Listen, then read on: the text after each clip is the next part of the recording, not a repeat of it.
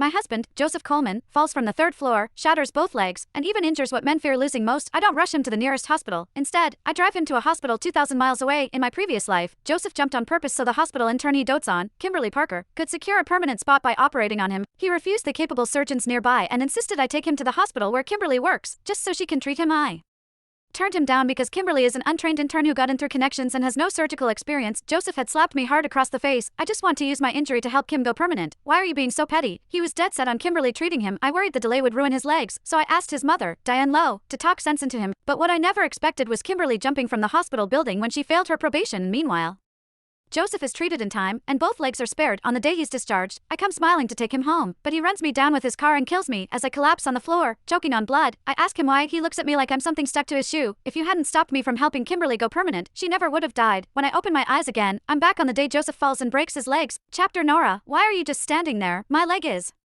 broken. Get me to the hospital where Kimberly interns now. Joseph Coleman's bark cleared the haze from my mind, and I realized I was standing in the living room while he lay motionless on the ground. Having fallen from the third floor, he ground his teeth through the pain of two shattered legs and still managed to glare at me with disgust and suspicion. Nora, if you take me to the nearest hospital again and make me lose Kimberly, I swear you'll suffer a death worse than you had the last time.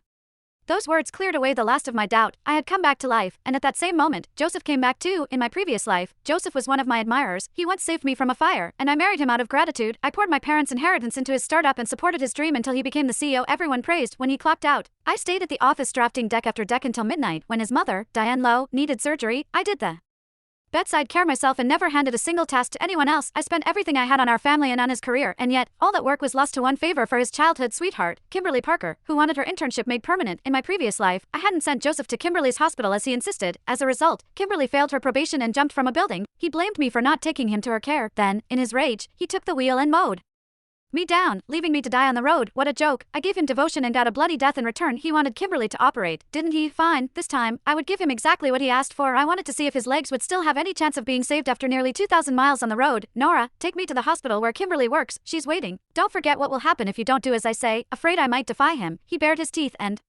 snarled like a cornered dog. Just then, Diane walked out of the house and saw how badly off Joseph was. Have you lost your mind? The hospital where Kimberly works is almost 2,000 miles away. By the time you get there, your legs will be beyond saving. No way. Nora, take him to the nearest hospital right now. I kept my cold smile to myself, masking it with a worried face as I looked at her. But he insists on going there. Don't listen to him. We all know Kimberly's just an intern.